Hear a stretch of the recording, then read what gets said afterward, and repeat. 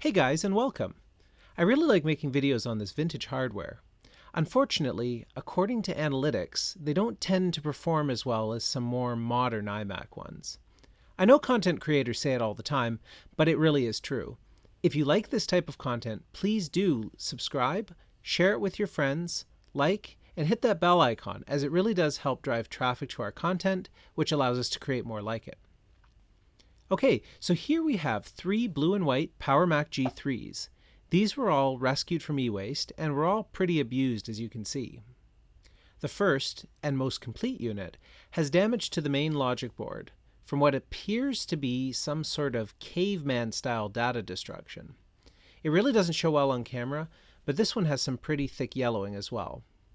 This one shipped originally with a 400 MHz processor and 12 GB hard drive, but these were both missing when I got the machine. The second system is a Xerox splash server.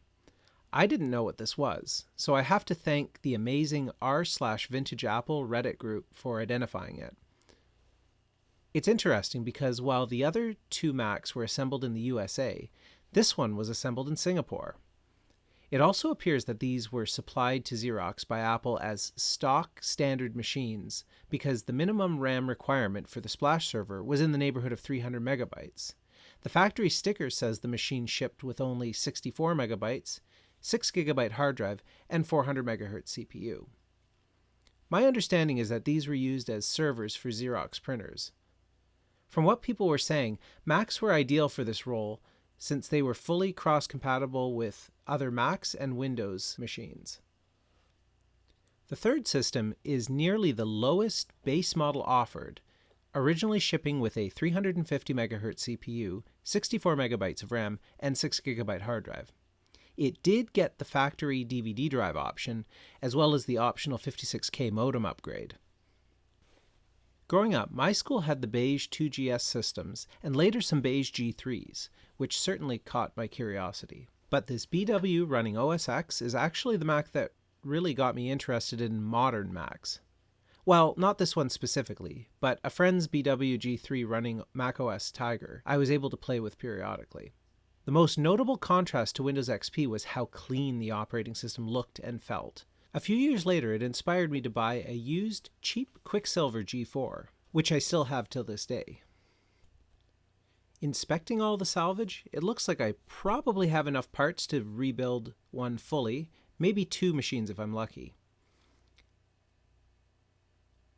Everyone seems to have their own preference for restoring vintage systems.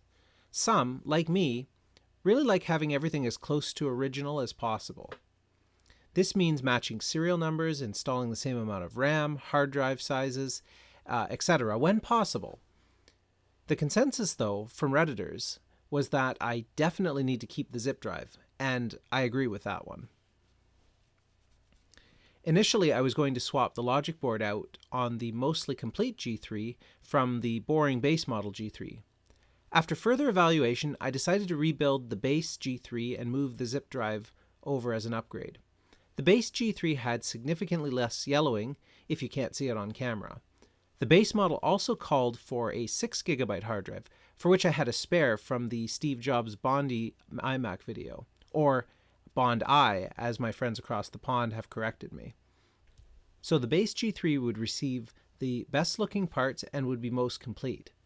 I was really intrigued by the splash server too, so this became a secondary for rebuild and would receive whatever parts were left. As a bonus, the splash server had its original 6 GB hard drive and had a working copy of the splash server installed. Pretty cool. Despite the amounts of scuffs and scratches, both systems cleaned up pretty well. Some of the scuffs turned out to be just dirt.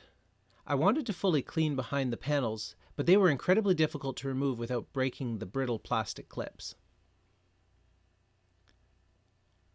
Overall, I'm satisfied with the results. If I don't sound thrilled, it's because I'm not. It looks pretty darn good on camera if the lighting is right, but in person it still carries a lot of battle wounds from a previous life, and there isn't much I can do to further restore it without acquiring new housing.